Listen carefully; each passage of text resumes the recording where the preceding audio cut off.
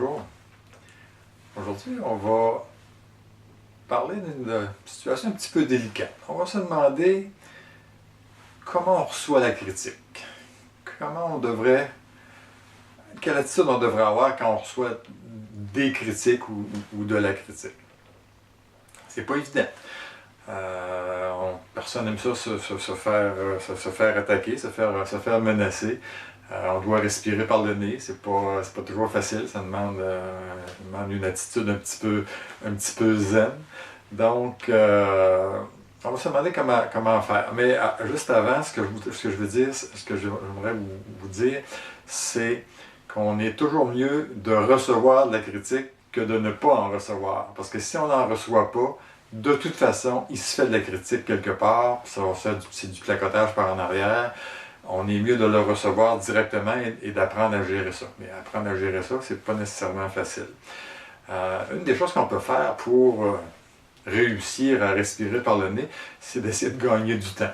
Alors, c'est peut-être de dire à la personne, écoute, j'y repense, puis je te reviens là-dessus. Donc, ça nous permet de gagner un petit peu de temps et de revenir un peu plus tard. Mais je dis un peu plus tard. Puis, ce qu'il faut éviter, c'est d'étirer le temps et de revenir pas trop une semaine après, par exemple. Puis là, la personne a eu le temps la pression a eu le temps de monter auprès de la personne qui nous a fait la critique. L'autre chose, c'est d'essayer de comprendre aussi. On peut poser des questions pour mieux comprendre, peut-être plus précis, peut-être donner des exemples. Y a-tu... pourquoi tu te sens comme ça? Donc, essayer vraiment de décoder qu'est-ce qui se passe. Et puis, si la critique se fait, si la personne nous fait ça en public, cette critique-là, ou commence à aborder ça en public, on a avantage aussi à essayer de dire à la personne, on va se déplacer un petit peu, on va aller un peu plus loin, puis on va en jaser. C'est plus facile à gérer nos émotions en privé qu'en public. Et quand je disais tantôt c'était intéressant de gagner du temps, c'est parce que dans le fond, on a avantage à ne pas répondre impulsivement. Vous vous souvenez qu'il y a un dicton qui dit qu'il faut se tourner la langue 7 fois dans la bouche avant de parler. Je ne vous conseille pas de le faire à la lettre parce que c'est pas tellement élégant quand on se tourne la langue 7 fois dans la bouche. Par contre, l'idée de fond est bonne. Dans le fond, c'est qu'il faut gagner du temps pour essayer de ne pas répondre de façon impulsive et émotive. On est mieux de réfléchir, d'avoir une réponse qui est plus réfléchie. Et généralement, il y a deux attitudes qu'on peut avoir face à la critique. C'est qu'on l'accepte, cette critique-là, ou on ne l'accepte pas. C'est-à-dire on n'est pas d'accord et on confronte la personne qui nous a fait la critique.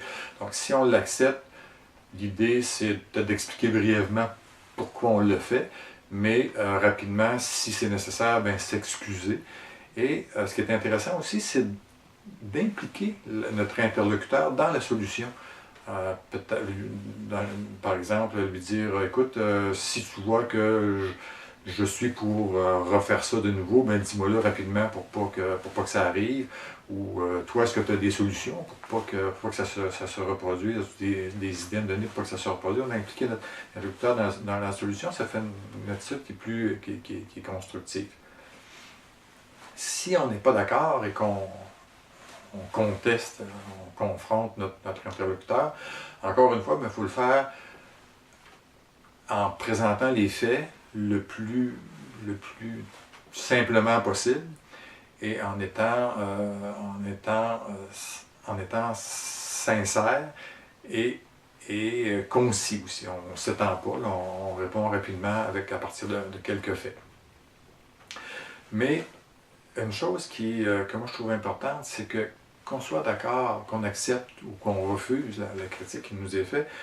C'est important de remercier la personne qui nous l'a fait, de la remercier pour son ouverture et de la féliciter pour son ouverture et son esprit constructif. Donc, ça va nous permettre de continuer. Ça va montrer notre ouverture à nous aussi et ça va nous permettre de continuer à recevoir de la critique. Et c'est important aussi d'analyser pourquoi cette critique-là a été faite. Quelle est l'intention de la personne qui vient de nous faire une critique? Ça se peut que ce soit très louable, peut-être que c'est parce qu'il veut améliorer la performance de l'organisation, puis il perçoit que ce qu'on a fait nuisait à l'organisation, donc c'est louable comme motivation. Mais ça pourrait arriver aussi que ce soit plus mesquin comme motivation. Peut-être qu'il veut notre place ou qu'il veut qu'on perde notre place. On peut aller jusqu'à demander, dans le fond, pourquoi tu nous fais cette critique-là? Qu'est-ce que tu gagnes à faire cette critique-là? Mais en conclusion, je répète ce que je présentais au début, c'est mieux de recevoir de la critique que de ne pas en recevoir du tout. Et j'aimerais ça que vous me précisiez, comme ça, en terminant, en revenant sur mon blog, de me faire des commentaires sur vous réagissez comment à la critique. Alors, partagez ça avec nous, ça va nous faire plaisir. Et je vous remercie de votre écoute.